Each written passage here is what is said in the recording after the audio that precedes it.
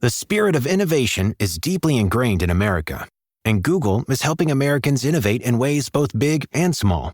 From improving emergency response times to protecting against cyber attacks, local, state, and federal governments are innovating with Google AI. This is a new era of American innovation. Find out more at g.co/American innovation. That's the sound of the fully electric Audi Q6 e-tron and the quiet confidence of ultra-smooth handling. The elevated interior reminds you this is more than an EV. This is electric performance redefined. Hi, I'm Chris. And I'm Jeremy.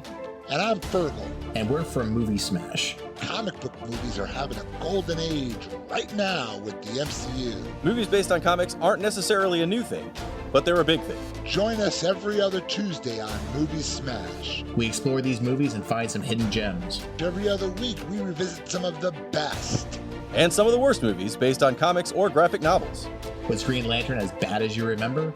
Heck no! Is Time Cop the most accurate time travel movie ever created? Absolutely. Was Mystery Men way ahead of its time? Should they be revisited? Should they be forgotten? Join us on Movie Smash and find out. Listen wherever you find your fine podcasts.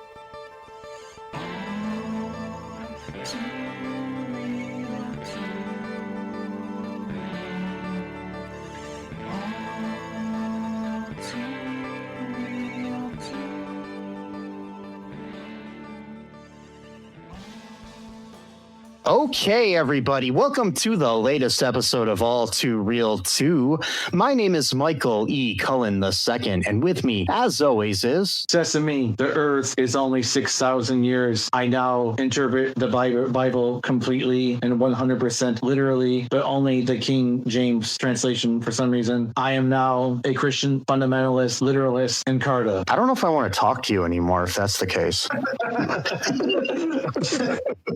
Or is that just a name and you don't really believe the things that are said in your name? No, I don't believe in any of the things I said by my name. You know, the reason why is because I actually study the Bible, for one thing. Yeah. I don't just listen to Esther says about the Bible. And, shocker, I have a little thing called a Hebrew Bible that's only for the Jews. There's no New Testament connected to it. And it has the Hebrew side by side with the English. Yeah. And it's actually translated by Jewish rabbis who understand Hebrew. And coincidentally, their translations are a lot different than the ones that you get from the Christian Bible stores, and that's a huge shock to me somehow.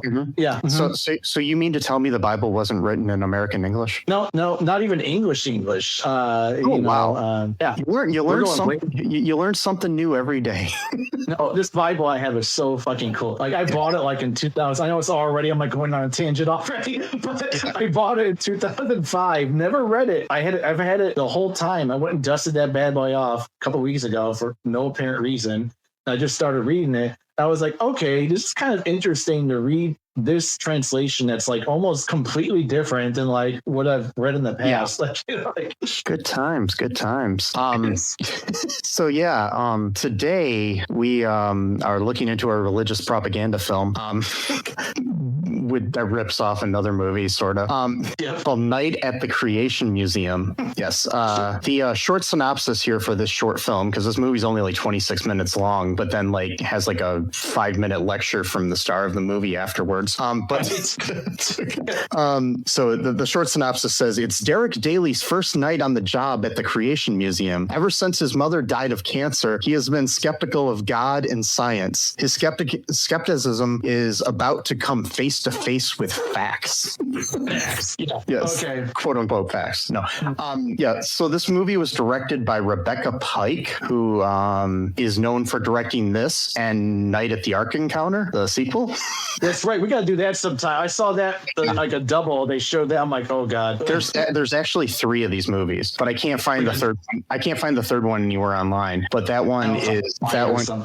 Yeah, it's where is that one? I had it. It's Night. What is it? Oh, shoot. Night at the Discovery Center. It was made like 4 or 5 years later, and it looks like it has a little bit bigger budget than the other ones because they actually have like, it looks like CG dinosaurs in it and stuff. So, wow, not like the. And plus, too, the audio in this film was horrible. You could hear like hissing in the background for like half of it. I'm like, I will give it to them. I'm not gonna be critical of the filmmaking itself because they did actually better for what they produced it with than I thought they would. This was shot in less than 24 hours on a phone. Okay, yeah, that's not too bad. So yeah, I mean, this wasn't like they had a big budget for it, but you think that the whole creation racket would be able to fund a better film.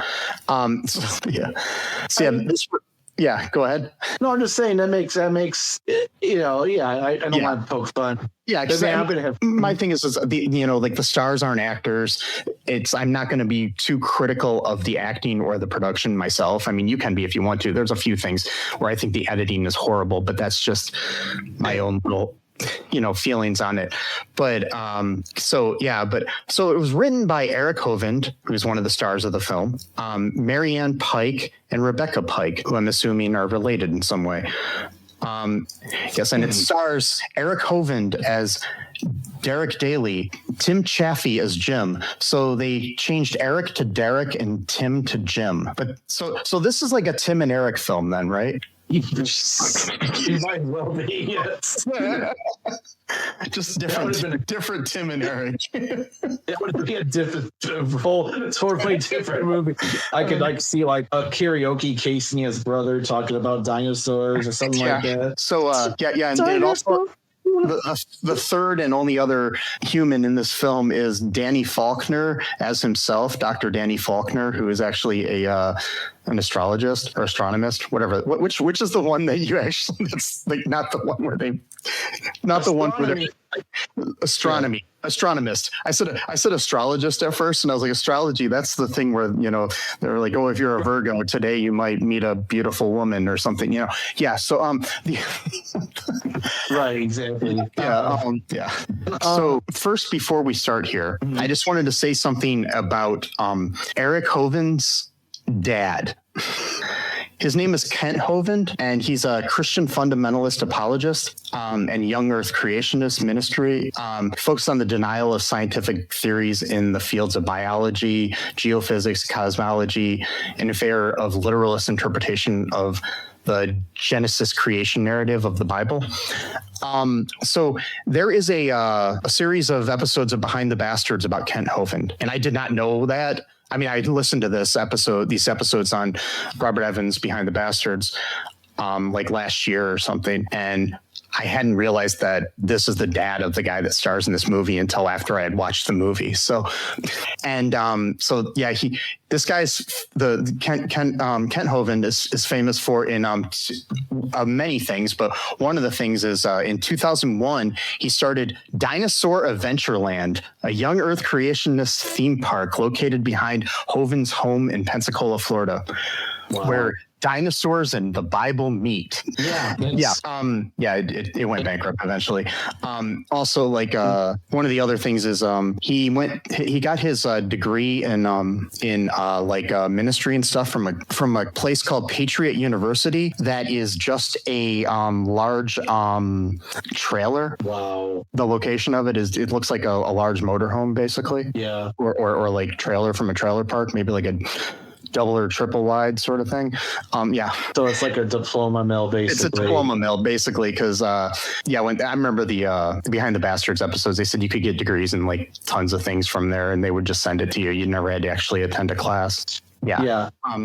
So that's awesome. And you said if there was someone named Pike, last name Pike involved too. Yeah, it's the two other writers and the director. The director was one of the writers, Rebecca Pike, and then Marianne Pike. Go ahead. Yeah, go ahead. There's a Christian fundamentalist named Ted Pike. I don't know if it's just a coincidence that they have the same last name or not, but he was like a super anti-Semitic one. So I don't know if they would associate with him or not, but he was like a big time minister back in the 80s. He had a bunch of propaganda films about Christianity and stuff in like the late 80s, early 90s and stuff. I'm not sure if it could just be a coincidence, but I didn't know if it was it all related. Yeah. Maybe we'll put it in the show notes if we learn more about the people or something like that. Yeah. I'm looking up for any information. There's not much information on them except for that they like Rebecca Pike. All she did was these 2 movies, according to IMDb. But her sister, mom, cousin, whatever the other one is, Marianne Pike, she was a presenter on the Creation Today show from 2014 to 2016, 17 episodes. So yeah. I'm gonna have so much fun talking about this dude because I've been studying religion and theology for like 22 years. Yeah. But I also wanted to mention too, back to Kent Hovind really quick. He has had legal issues. In 2002, he was arrested for assault, battery, and burglary in an incident with the CSE, the Creation, Creation, something, the organization that he created. The charges were dropped in December of that year, but he also, in September of that year, he was charged with failure to observe county zoning regulations for Dinosaur Adventureland, a misdemeanor. In April of 2006, the Dinosaur Adventureland buildings were closed by county officials, and the Florida Circuit Court found the owners in contempt, ordering fines of $500 for each day the buildings were used. Hovind argued that he did not need a permit due to the nature of the building, but after a 5-year court battle over the $50 building permit, on June 26, Hovind pleaded nolo contendere, whatever that means, as charged to 3 counts: constructing a building without a permit, refusing to sign a citation, and violating the county building code. Hovind paid fines totaling $675. But then he never pays taxes. Oh, that's great. So he ended up going to jail. I'm kind of fast forwarding. There's a lot of other legal things. He in 2006, the United States Tax Court found that Hovind was deficient in paying his federal income taxes in 1995 to 97, totaling in $520,099. Sentencing. Okay, and it looks like he served some time for mail fraud in 2015, and then in 2021 he was arrested in Alabama for allegedly throwing his estranged wife to the ground in October of 2020. So yeah, really good guy here. Yeah, we got some good, wholesome Christian, people. Family values that, and this is the dad. I'm not trying to blame Eric for anything that his dad did. I'm just saying that sometimes apples, but the thing is he took over his father's ministry. So, yeah, very interesting. So there's that. So this film, what's your initial reaction to the short film? Just bafflement. Not bafflement like the satanic god, because I'm they're against that. The bafflement, I know they believe the stuff, but just like watching it, are just like so bizarre and weird, and like it was still kind of funny at the same time. I know they're not actors and stuff, but like the guy who played the security guard seemed like he was having a fun time filming the movie. And so I can give points for that. But just like the logic and arguments that the guy who's like his guide, I guess, or I don't know what you would call him, the dude who's like converting him to Creationity, is just, those theories are completely bizarre. Into that because they're theories I haven't even heard before. Like I've studied religion that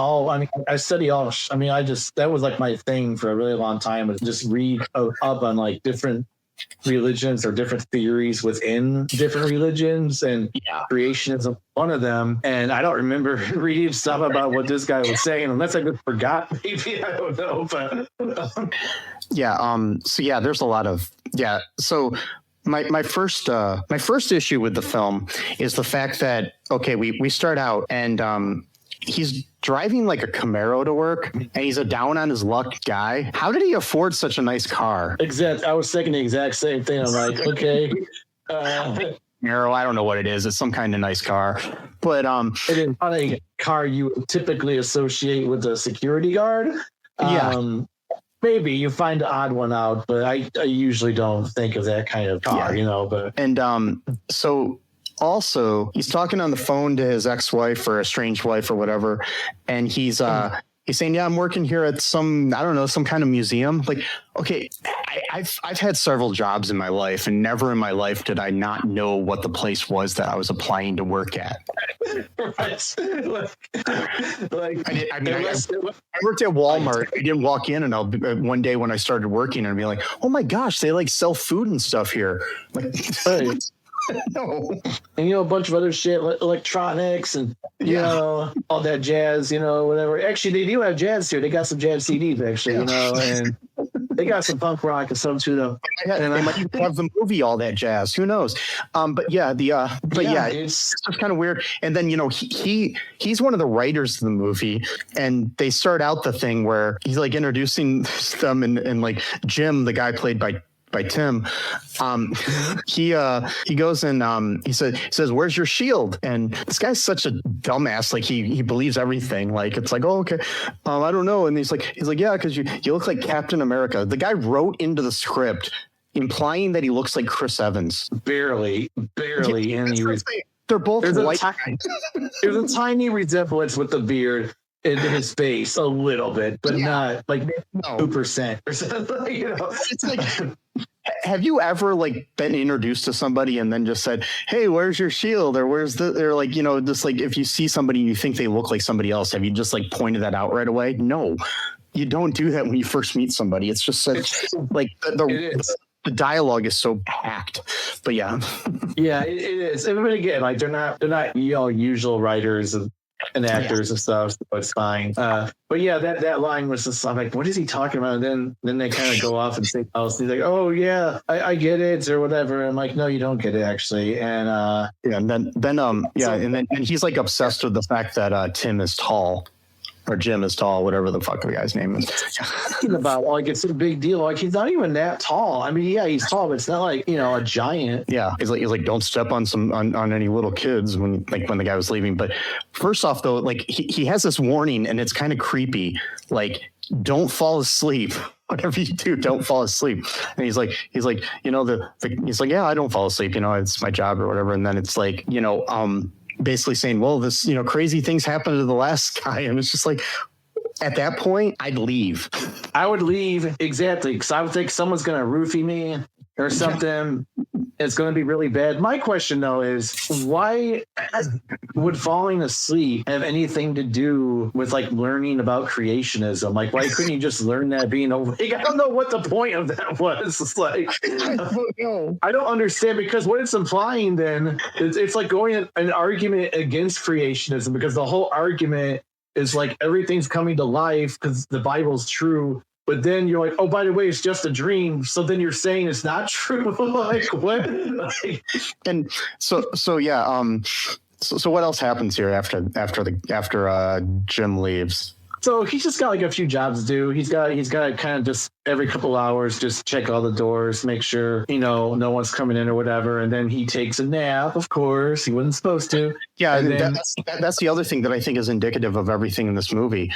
It's semantics that try to explain something away, where he says that it's not sleeping because it's called a nap. It wouldn't be called a nap if it was sleeping. So that's pretty much so that's how they explain science in the Bible too. But yeah, he's so pedantic about it. Technically, I was napping. A little bit of difference. No, not really. You're still sleeping. Anyway, so he goes to sleep, and in Dreamland, he encounters Jim again, and Jim basically just like converts, like just propagandizes him into creationism bit by bit, using painful, traumatic experiences, which is what they do, to then lure you in. Like, oh, this person, they lost their mother. Perfect. I can really now. It's like so they got this like whole wall of like it's got like 9/11 and then like kids starving in places and war and bombs and shit like all on the wall, and it says what did it say? Something like it wasn't supposed to be this way or something, and makes no sense. But it's like so the Dream Jim asks Dream Jim, because it's not really Jim. It's the it's like it's kind of weird that the dude falls asleep at work and he's dreaming about a dude. But Eddie just like an hour ago. Yeah. And so yeah, he's like telling him about like, you know, the like, you know, he's like you've probably experienced pain in your life and like some loss or something like that. And then, you know, it's like, that's just creepy. But that's what they do. They does any kind of like ministering, like not even just religion, like just any ideology. They hone weak spots, you know, in people, and that's how they get them in. They're like, even like political cults, you know, for no reason why I'm mentioning this, even political cults do that. They find insecurities that a person might have, like such as like becoming a racial minority over time, or having non-Christians being outbreeded by the other people, so they gotta fight. No reason why I mentioned any of this stuff, but like, you know, it's not dog. That only happens in people's dreams and nightmares, right? Yeah, Dream Gym tells you all about it.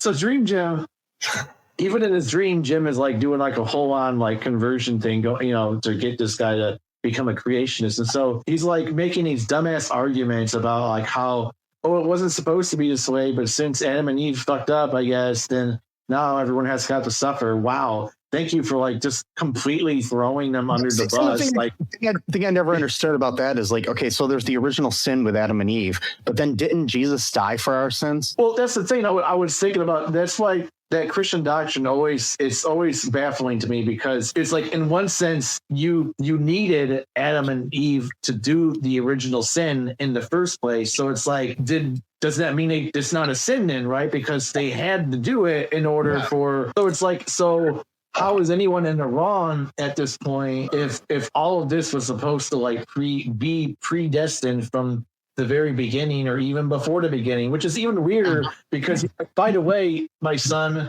I'm going to make all this shit happen for the specific reason of you getting crucified. It's just like, what? Why would you do that? I know it's a tangent, but I just finished the Book of Mormon, but the actual book, not the play or whatever. Just long ass book, 531 pages. Finally got through it. It was really getting boring towards the last. Musical's a lot shorter. What's that? So the musical's a lot shorter. It is. That book could have definitely been abridged. I'd say that book would have been fine being like 400 pages. Did not need to go on as long as it did, but whatever it did. It did go as long. But it was interesting because in the last few pages, it was talking about how you should not baptize babies or little children because they haven't done anything wrong. So I thought that was like, Mormons are emphatically against baptizing children because they're like, well, why would we do that? Because it makes no sense, you know, because they haven't done anything wrong. I'm like, okay, I can actually get behind that. I kind of agree with that, you know. Yeah, I mean, it's kind of similar to the idea, I guess, of confirmation and like Catholicism. But like, I mean, you still get baptized, but you know, you confirm, you basically confirm your baptism when you have your confirmation. So, but but somehow when you have your confirmation, you know, at the ripe old age of 7th grade or whatever you are in, when you do it, it's like, what the fuck? Well, it's because by that point you can make your own decisions. You got your own moral compass. You know, the whole point of baptizing a baby who's like 6 months old, you're implying that baby has like done something terrible within the first 6 months of life. Like, what could a baby have done during that time? Yeah, it's so yeah, he tries to explain away the whole like, you know, pain, and it's just like, it's like, yeah, no, it wasn't supposed to be that way. And then, you know, Derric is like saying like, you know, it's like, well, you know, why would God let this happen and everything? It's just, yeah. Well, it's like, okay, so recently I had a similar feeling here, not a feeling, but like something I found very interesting, where whenever there's a school shooting or a church shooting or whatever, they always say thoughts and prayers. Mm-hmm. But there was recently a shooting where they were praying, they were in mass praying, and then people were shot. So shouldn't those prayers have stopped the shooting? Yeah, thoughts and prayers for the people who were doing thoughts and prayers. It's one of those things where it's like, that's why I hate it when people say like, oh, God saved me. God, it's like, okay, but then you're finding that the other people were not saved by God. So were they of being saved, or would God just do like a lottery and just happen to get to your name and you're like, oh, I guess I'll save that guy for whatever reason? It's like when Donald Trump said he was saved to become president or whatever, but then that fireman was shot behind him. It's like, okay. So the fireman had to sacrifice his life unknowing and unwillingly, by the way. Yeah. It wasn't like prepared to be like human sacrifice. It's not. It's not like, I mean, I don't care what political view you are. It's not like you go to a political rally expecting to be shot, So it's like, exactly. He went to cover his other people so they wouldn't get shot, and he got killed. Mm-hmm. And then Trump goes and kisses the fucking helmet during the Republican National. I'm not getting into that, but like it's yeah. But yeah, go ahead. Oh, I was just going to say, but yeah, it's just kind of, I mean, I have, I have my own religious beliefs and stuff, but evangelical Christianity and this creationism stuff is just it's very authoritative and like, I'm right, you're wrong sort of thing. Yeah. And it's like, it's all based on the faith. And it's like, and again, it's not even like faith. And if I keep circling back to, the Bible, the translation of the Bible went through so many different things. And it's one thing if you want to interpret the New Testament, in your way, whatever. But when you take the Hebrew Bible, that's not even the Christian's own text. It's the Jewish text. The Christians appropriate for themselves, but it's really not theirs to claim just by nature and logic. And the Jewish rabbis, they know their own language better than anyone else does. Well, of course, they're going to translate it in a different way. And it's just almost like a completely different world. Some of the things like for example, the 6 days thing, right? So some rabbis, like early on, like maybe like the really beginning days of Judaism, believed it was 6 24-hour days. But within just a matter of 100 years, maybe a couple thousand years, some of the rabbis were like, well, it's maybe like 6 eons or 6 eras. Not 6 literal days, it's like, even if it was, that still doesn't negate everything in scientifically either. You know what I mean? It's just that happened after that. Yeah. But there was like their attempt at science because that was before being super like huge or whatever. So that was their way of like trying to get to a point of understanding things in a not so literalistic or just like fantastical way of like 6 physical days. Because like the other thing too is like my problem with creationism. Now I'm going to go on my weird tangent. What they call Hassan's stun lock. This is going to be my stun lock here if you'll indulge me for a minute. So my issue with creationism is religion itself evolves. So like we're not even talking about evolution or evolution of all the species. We're talking about religion itself evolves over time. So there's a reason why in the earlier parts of the Bible, like Genesis through maybe some of the few other earlier books, like maybe going into like Exodus even, where it's God is like spoken as if almost like he's a human being, right? He's walking in the bushes. Adam and Eve know they can hear him walking, so he's got feet now. And he needed a rest after 6 days. Did all this labor. God needs to rest because he's God and he loses energy, and he needs to rest to recuperate his energy because he's God. And he needs to rest. What?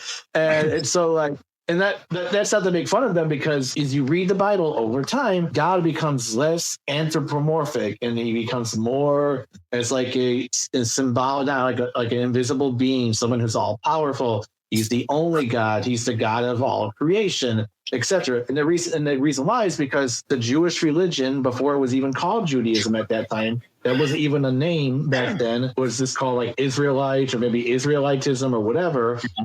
Their ideas of God and religion evolved over time. So if religion itself evolves over time, but yet we can't talk about the world itself evolving. Like, you know what I mean? It doesn't make any sense to me. It's like if you can clearly see how the views of God change throughout the Old Testament, what Christians called the Old Testament, what Jews called the Tanakh. And God has feet, he's walking around. He likes the smell of burnt offerings. So you gotta kill a sheep. I have a question though. Are they human feet or are they ape feet? Well, that's a good question. A very good question. And then, by the way, the serpent is never ever said to be a snake in the Bible. Never. Yeah. That's never never mentioned as a snake. It could be anything. I mean, any serpent could have been like a whatever. I don't know, something like lizard of some kind. I don't know. I'm not sure if that's a super or not, but I'm not sure. So like in like the Bible is talking about God, he needs sacrifices. He needs someone to kill a goat or a sheep or a lamb, burn it on an altar, and then God, quote, enjoys the smell, the scent. Well, wait a minute. Scent doesn't really go that high up into the air, does it? I mean, at a certain point, it dissipates, right? So are they saying that God is like physically kind of close to the the ground, so he can sniff the bird, goats and sheeps and lambs or whatever? And then, but then later on in the Bible, then it's talking about how God doesn't want sacrifice. He doesn't need that stuff, and so he never needed it. And so it's like, so that at that point, the religion had evolved to the point of like they're saying like God doesn't. Well, why would I need to smell the burnt flesh of goats? You know what I mean? Like whatever. But like at that time, that was like a primitive form of like monotheism among well, not the Jews. They were called the Israelites back then. I know that's my son like, but I'm just saying like, yeah. I was just going to say that what is the difference between a snake and a serpent? A snake and a serpent are both reptiles, but there are some subtle differences between the two terms. In general, the term snake refers to any elongated, legless reptile, while serpent typically refers to a snake with a mythical or symbolic connotation. So serpent is basically a mythological name for snake. So it's like a super snake then, basically, or like it's just like it's just kind of like a when you're talking in mythology or like in the Bible, you'd call it a serpent, but if I see a snake on the ground, it's a snake. Well, maybe it was kind of a real, like a cobra. They're kind of like interchangeable words. Snakes and serpents are often used interchangeably to describe a long legless reptile. While these terms are similar, there are key characteristics that set them apart. In this section, we blah blah blah. I'm reading some kind of like big thing. There's like snakes and serpents exhibit different behaviors and modes of locomotion. Snakes are known for their slithery movement, using their scales and muscles to propel themselves forward. They can move in both linear and serpentine patterns.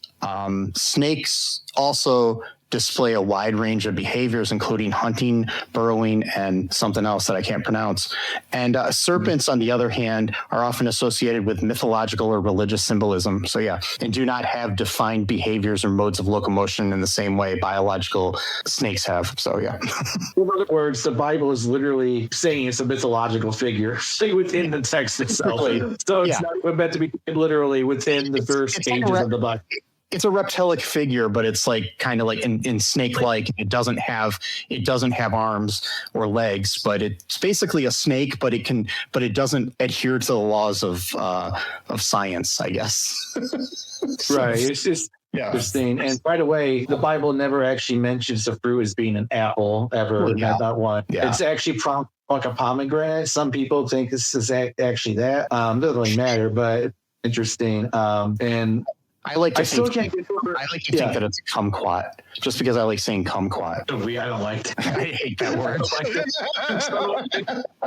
I don't like it, but anyway, so that's the reason why we have wars, is because Adam and Eve ate some fruit that God told not to eat for whatever reason. Yeah. But they needed to eat the fruit because the only way Jesus could come to save people from their sins is if they ate the fruit. That's the only way you can kumquat. Yeah.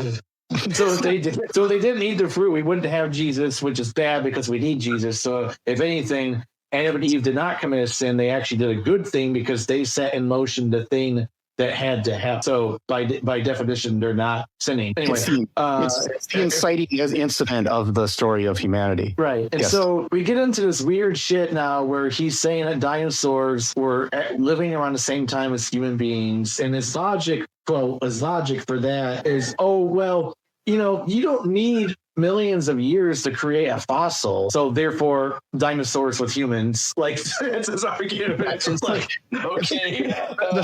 The thing I found funny too, like in the original thing where he was talking about about like how, bad things happen. And like, so Derric's like, animals have been fighting with each other since the beginning of time, blah, blah, blah. And he's like, oh, you're talking about evolution. Like, no, he wasn't. He just said animals have been fighting since the beginning of time. He said nothing about evolution. And And Jim is just like, hey, like here's my way to lead into my creationism propaganda. Yeah, he didn't even write that script well because he said nothing about. I mean, there is an interesting theory among like mystics and stuff, like people like Gnostics and stuff like that, where they did believe that like something wrong happened within the universe, like some like distortion happened, which then created the mechanism for like things to become violent and like the need for animals basically to kill other animals to eat. In other words, so like God's or the creator's original plan or whatever wasn't meant for like deaths and destruction to happen. Well, there's the whole Cain and Abel thing. Well, there's that too. Cain kill his brother because God was mad. He was mad because God, how do I frame this? So Cain just kind of threw a bunch of shit together, and that was like his offering to God. And then Abel actually took great care in what he was going to offer God. Again, why does God do things? But that's the whole, never mind. I'm not going to get into that. I can re-deliberate that. And Cain was like, oh, well, he thought it was like, if anything, Cain was like the literalist here in this exchange. Yeah. And Abel was like, so if anything, the Bible's already making a critique against literalism, because Cain's mind was, oh, well, it was because Abel gave you this and I only gave you that. And God's like, no, it's the intent behind it. You kind of just threw some shit together, like just, it wasn't because you put any kind of love and care to it. Like, if you know what I mean? So like he could have offered the same exact material that he offered, but with more spirit into it, more intent into it, and he didn't do that. And so that's why God didn't really thank him, whatever that much. And then he thanked Abel more, and then Cain got really furious with Abel because, he one-upped him or whatever, not even on purpose, but just that's what happened. But like some of the Gnostics and stuff did believe that like some kind of tear within the universe or some kind of distortion occurred a time ago. And then that set motion to all the horrible things that happen, on Earth, basically all the violence and stuff, like even animals who have to kill in order to eat. So it's not even like because they want to or because they love violence or whatever. It's literally something that's in part like ingrained as their own like DNA, their nature or whatever. Yeah. And like how that was not actually supposed to be like the original plan of creation. Mm-hmm. My opinion, like a lot cooler explanation than this, It's the fact that people like evolution. So then we go into this idea where they're talking about this. They see there's a statue of Lucy, the supposed what everybody called the missing link, but it was actually not a missing link. It was never called that really per se, but people in pop culture called it that. But it was actually a link between us and apes. Like it was kind of a link, but it's not the missing link. But anyways, we're gonna just to be clear. But so we're seeing the monkey, and he's just trying to prove that, the monkey is often shown with human feet in like models that they make of it. But actually later specimens actually had ape feet, inferring that it walked on all fours. But the feet found for that species had flat heels more suitable for bipedal walking. So it was evolutionary, where it was like one of the first animals to start walking bipedal. So right. They walked on fours and twos. So it's just bullshit. And then they try to explain it away with like, you can put whatever kind of hair or whatever you want on Lucy and make it look like whatever kind of ape you want it to look like, which is complete bullshit too, because there's so many different species within that same I don't know shit about biology, but same species of ape. There are different kinds within that, like different genus or whatever, So there's different things like that. But also he claims in the movie that apes do not have white in their eyes, which is easily proven if you go to a fucking zoo or look up an ape looking sideways on the internet. They do No, you're wrong. What happened was those people went to the zoo and then like did eye coloring to prove the creationists wrong, because they, like, you ever heard the theory where they say that atheists planted dinosaur bones to make it look like dinosaurs had lived like millions of years ago or something? Yeah, but I mean, like, just Google ape or monkey looking sideways, and you'll see the white in their eyes. It's that easy. They just have they just have a larger center to their eyes or whatever, you know, like iris or pupil or whatever. So yeah, it's just it's so obvious, because like our actual closest ancestor within the ape family are called the bonobos or bonobos. I'm not sure how you pronounce it. Bonobos. And they have like a whole social system going on, like very akin to humans. I mean, obviously it's primitive because not human, but like they got like groups of friends they hang out with, they play games, they can like talk a little bit. They run the government of the country, and oh wait, not really, no, because her actually seems very friendly, so I don't think it's actually not. But like you could actually communicate with them a lot easier. Like there's this guy, he's a polyglot. He does all these videos. He's really good at learning languages. Like that's just like his brain, his superpower. And he learned the language of the bonobos. He went to like one of those like sanctuaries or whatever, where they could just live and kind of hang out and stuff. And he was like having full on conversations with them. And like one of them like freaked the fuck out because he was not expecting the guy to like actually speak his language. And like he ran away and then like brought like another one and then had that one listen. You would not see that like other versions of apes. Like, you know, that kind of sociability doesn't really exist. I'm not saying they don't have social systems, but they do, but not to that kind of, like, you know what I mean? Because it's kind of like if someone said something, I'm like, oh, I'll be right back. I get my friend. I got to have him hear that. You know what I mean? Like, you don't really see that. And like, you don't see that. You don't see that in like dogs or, you know. Right. Yeah. And so those are our immediate ape ancestors. You can sort of tell because they're more bipedal than the other ones. Like they're not as shrunken. You know what I mean? Like, anyway, I'm kind of going on here, but like, I'm just saying it like, I was going to say, so back to the movie. It fits in with what we're saying because it does. I was saying, we're already like almost twice as long as the movie. I mean, that's true. Yes. That's typical. But what you call it? So he talks about the dinosaurs at one point and how they're, you know, that you basically can create fossils in like shorter amount of time than reality. So and they're convinced that you know, that dinosaurs were created on the sixth day and lived alongside Adam and Eve. Yeah. Okay. It's You know, David Icke, we're going to do a video about him tomorrow. He now believes that Earth is only like 20,000 years old. Like he's completely on the anti-evolution train now. But anyway, but when I don't know shit about paleontology or biology. I'll be the first to. I don't know shit about science, period. But anyways, I believe scientists over biblical scholars any day. But right. So my confusion really is though about the dinosaur bone shit, because like, you know, if dinosaurs died out like 65 million years ago, I don't know how long bones last, but that seems like a long time for bones to not just kind of shrivel up.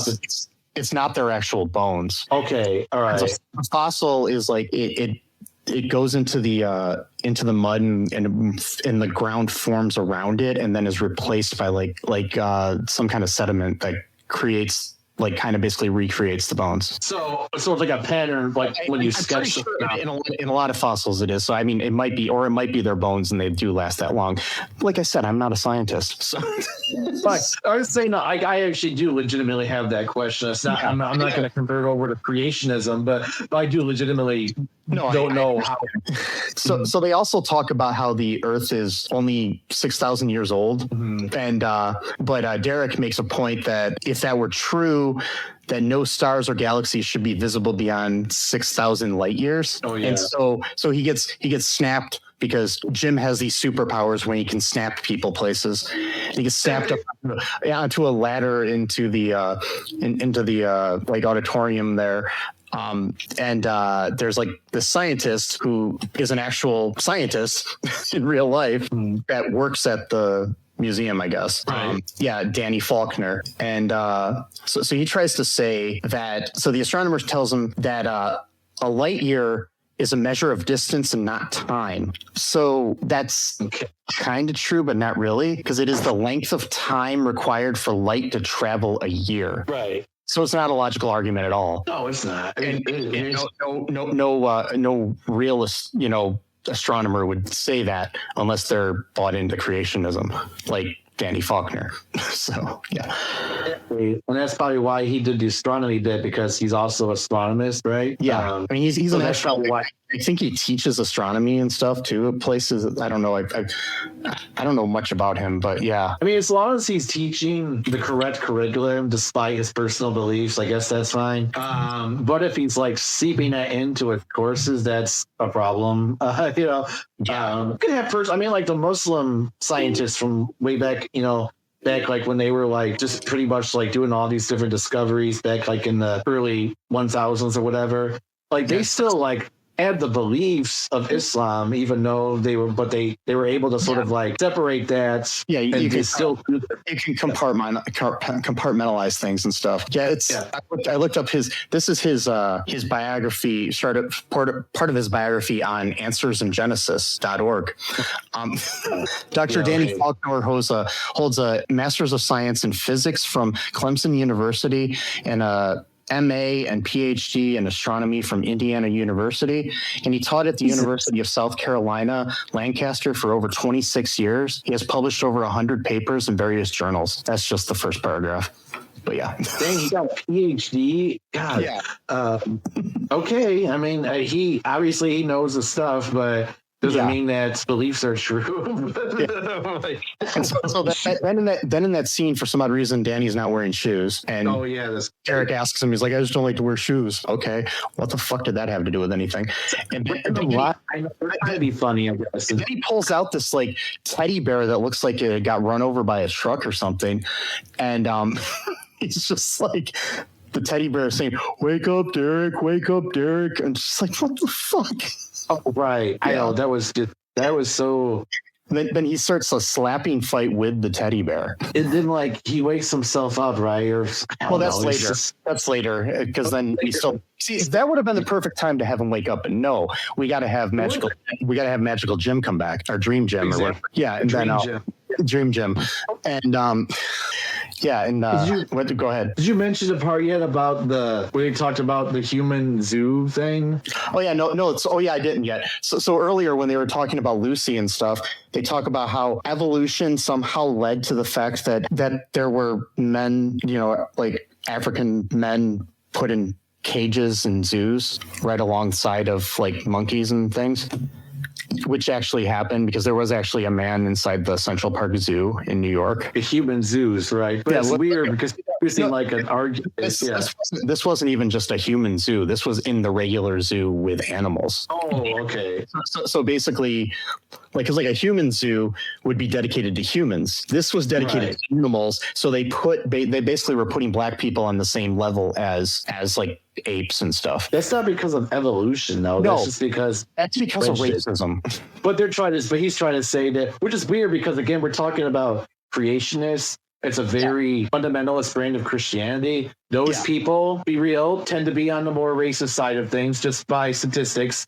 So it's odd to see them doing an anti-racist argument against evolution, but then probably being pretty racist in their own lives. Yeah, because they're somehow convinced that evolution created racism. But yeah, it's okay, sure. Yeah. But these are the same people that probably believed in eugenics and phrenology and stuff like that. So yeah. It's people do weird shit like that all the time. It's like anything that looks similar to something else, they just like associate with it, especially if they want to like make fun of someone. Like there's a tribe in Africa who saw a white person for the first time. They thought the guy was a ghost. Doesn't mean that, like ghosts, it just, your first thing when you see something, you're like, wait, what? There were tribes in Africa when they saw white people too that thought that they were the ghosts of their dead relatives that had died recently and stuff like that. Yeah. So but anyways, the whole there's a lot of things that they quote in this movie too, or have quotes on the wall at the Creationist Museum, which I don't have any off the top of my head, but I watched some videos about this, that they cut off the quotes halfway from like real scientists to prove their point. But if you continue the quote, it disproves their point. Right. So yeah. So that's what they're teaching people. They're not teaching the whole thing. It's like selective, quotes and stuff. Because I could say, I think that Pepsi is bad for you, but it's also tasty. If you just cut off the part where I say it's bad for you, then you'll say he doesn't like Pepsi. Right. You know what I mean? You can take part of a quote and make it sound like anything. But anyways, that was a bad example, but still, you know what I mean? So then we had like a scene where he's running around too, and there's like a dinosaur chasing him, which is just a guy in the suit. Yes. He's like freaking out. I will tell you, Eric Hovind does know how to freak out well. Yeah, he does. Yeah. But yeah, what other scenes am I missing? Oh, there's the biblical archaeology scene too. Like they talk about that. Yeah. And they come up with this idea that the story of David and Goliath had to have happened because there was a piece of pottery with a name similar to Goliath on it. Right. So yeah. So basically, in my theory is, I found a book once with the name Luke in it. Okay. So that tells me that Star Wars really happened. Of course it did. Because there's somebody named Luke. I mean, it says a long time ago, far, far, far away. So, and Goliath just means like giant or something in Hebrew. So they just call it. I don't think it was a common name. Yeah, it's not like a big deal. Oh, whoa. It's like my reason for proving that Donald Trump existed is because there was a cartoon about Donald Duck. There was no connection. They both have the same name. It just doesn't make any sense. Right. Yeah. Yeah, it's stupid stuff like that. But eventually we get to the point where Dream Jim snaps him back to the desk where he's sleeping, and he's seeing himself sleeping, and he's just like, I gotta, wake myself up or whatever. And he's like slapping himself to wake himself up. But then Dream Jim says, but you got to do one thing first. Basically, he's forcing him. He says, you're not going to wake up until you believe everything I just told you. Exactly. So it's like holding them conscious as a hostage. So basically, I'm trying to figure out what happened with the last guard. Did he not choose to believe him and they roofied him or something? I'm confused. Like, what fucking happened? It's like he's sitting in Greenland like an Inception. You can't wake him up. Like he's just there. Or did they turn him into like one of the statues of like Adam and Eve or something? I mean, what the fuck? So the logic here is, since I invaded your dream for the past 7 hours or whatever, and then you didn't change your entire belief system in the last 3 hours of me telling you, guess what? You're going to stay asleep. Yes. Until I say so, until I approve of the sincerity of your conversion. It's kind of a bastard, man. So there's a sequel where Derric comes back for another night at work, and he opens up this door, and there's a bunch of guards that just fall out of the door when he opens it up. Whoa. They're all just stuffed in there because none of them chose to believe in creationism. That's awesome. That's great.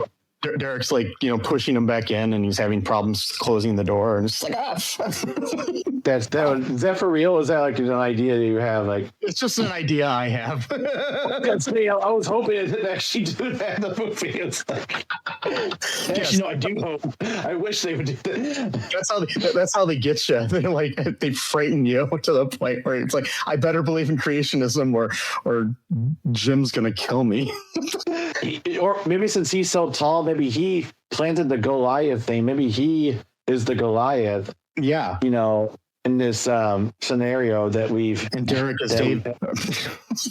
I swear to God, I both of them look familiar to me. I don't know if I've seen videos of them talking about creation before or something. Both like creationist ministers and stuff. And I think Jim or Tim, the guy that plays Jim, he wrote all of the stuff, I guess, on the walls at the Creationist Museum or something. So yeah, I don't know.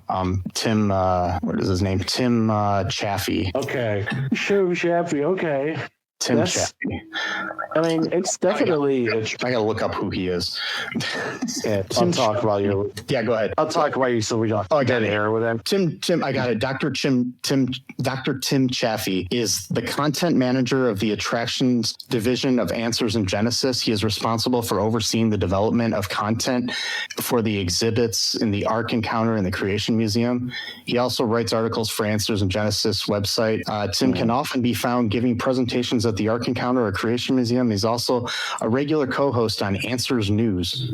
Yeah. So anyways, he basically is the guy that's writing all the shit on the stuff on the walls and stuff at the museum. I was just thinking too, what a boring job that would be, man. Just alone, like just making the rounds every couple hours. Then you do a few other things. What do you do after that? You just stare at a screen and just make sure coming in. You know what I mean? Like, I mean, I think Ryan Moore that we talked to does something similar to that at a factory or something, or a plant. I knew a guy that when I used to work at Blockbuster that was an overnight security guard at a nursing home, and all he did was sit at a desk, and they would walk the halls every so often. But the whole time he would come in before his shift started and rent movies, and then just watch movies all night on his laptop. That's great. So, yeah, it's great. It's great, but at the same time, it's like you can only watch so many movies. You know what I mean? Without a break, like you know what I mean? Anyways, Derric wakes up, and then we have the product placement portion of the movie where Jim takes him into the bookstore and gives him a DVD about Genesis in 3D, and then some book about dinosaurs for his kid. Right. Yeah, which is basically product placement, being like, hey, if you come to the Creation Museum, you can buy these same books and DVDs as Derric. But he said it was 10 years old. The book it was made for 5-year-olds. So it's like they couldn't even get that part right. Yeah. It's like, here's a picture book for your 10-year-old. Right. What? Read, bro. You like dinosaurs, right? Speaking of which, my niece, she got this book from the library a few weeks ago. She hasn't read it, of course, but I want to start reading it. It's something to do with dragons or some fiction book. It actually looks really, really good. I'm probably gonna because I was reading the book about Joe Biden, the original. Speaking of original sin, about how the Democrats pretty much just knew that Biden was not good for years and just completely hid it from everyone. And his inner circle pretty much just gaslit the entire nation. Anyway, which, does not at all lead to anything that we're currently experiencing in the country and world right now. But so I didn't have time to read the Dragon book, but I think it's still... Sorry. I might read the Dragon book now.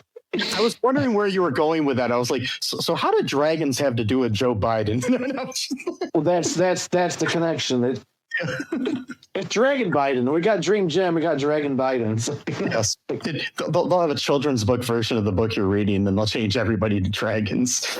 Well, already is a children's book. It's like a book meant for older kids, like 13, maybe 12. So it's not it's a young adult book. It's still for kids, but the story is surprisingly kind of deep for what the audience is. So it'll be banned soon, I'm sure. Anyway, so the sure, yeah. Anyways, then the movie, Derric rides off in his way too expensive car and talking to his kid and saying, hey, I got a DVD and book for you, and it's like, oh, it's great. And then they also say that, oh, well, tomorrow night you can, Jim says to him, tomorrow night I might need your help over at the Ark Encounter. Oh, God. Setting up the sequel. So, yeah, which we will cover sometime in the near future. My family have visited these places because they're evangelical Christians to a point. Yeah. So they're always like, oh, it's so great, it's so great, it's so cool, and blah blah blah. And I'm like, I kind of want to see the Ark because it looks cool, but I don't want to go there. Don't get me wrong. The stuff is a fun thing to think about mythology-wise of stuff, but like when you actually think it's real history, then it's just like because like you get the same thing like with the like Islamic stuff. So like when I first like got into Islam, this is way back in 2003, so maybe things have changed since then, but like I can't tell you how many articles and websites I went to where they're like, scientists found the human giant bones in Africa, which proves that humans used to be 50 feet tall or whatever. I'm like, you know what, or like, it was like little like theories like that, like or science proves blah blah blah, whatever. Like Neil Armstrong converted to Islam. That was a big thing I read, because when he went to the moon, he heard the call of prayer being recited by somewhere. So that proves that somewhere Islam exists in the universe. Like, okay. And then he's like, he had to like actually say like, he actually had to come out himself and say like, no, like I respect Muslims, but I did not convert to Islam when I went to Egypt, like whatever. Like, and I mean the Creation Museum and the Ark Encounter were started by this guy Ken Ham, who is like a like crazy guy. So he's like a Christian fundamentalist who, it's he believes like in biblical literalism and the creation narrative and everything. I think it was funny in the Behind the Bastards episodes about Kent Hovind, about Eric's dad. They basically referred to Hovind as the poor man's Ken Ham. Sorry, it's funny. So yeah, something like that. I can't remember exactly their words, but it was basically saying like he's basically the Timu version of Ken Ham. But yeah, so because he only had his little dinosaur amusement park in his backyard. Right, exactly. Not like this huge Ark Encounter and Creation Museum. So anyways, so anything else to say about this before we wrap things up here? No, not really. Just look out for us doing the Ark episode sometime. Yeah. We'll do that in the next few weeks here, folks. Hopefully and who knows, maybe even it'll be the next episode, depending on when we decide to release things. Because we, a little bit inside baseball here, we do things out of order sometimes. So just letting you know. So, yeah. Maybe we'll do the trilogy even, just if we can find the third one. Yeah. That's right. Jim's not in the third one, unfortunately. There's some other dream guy, I guess. So because the other museum isn't associated with these two. So right, yeah. Yeah. So anyways, folks, I hope you enjoyed this episode. If you have anything you want to tell us, be sure to go to all2reeltoo.com. You can email us there, comment on our videos and everything wherever they're located. We got links to everything, our social media, our TikTok, our Facebook, our Zimzams, and our Goliath. That's our new social media thing that we created. It's called Goliath. Goliath's literalism, and it just talks about how Goliath existed, and the only thing you can talk about on that social media platform is Goliath. So nothing else. Yeah. No, that doesn't really exist. I wish it did. Yeah. But anyways, make sure you don't fall asleep, and go to our TeePublic. You can buy some stuff there. Help support the show. Go to our Patreon, another great way to support the show. Tell your friends about us. Go to the Creation Museum and just, hand out little cards you print out with our website on it. I mean, that'll take a little bit out of you, but, you should do it. And then tell them to listen to this episode. Anyways, folks, just remember that evolution is real. Trans lives are human lives. No human is illegal. Free Palestine. Fuck the oligarchy. Remember that I love you. Again, don't fall asleep. Sesame loves you. And until next time, bye-bye. Thanks for listening to All2ReelToo podcast, a Cullen Park production. Produced and edited by Michael E. Cullen II. Music by Matthew Hawes. Subscribe and share the show. Visit us at cullenpark.com.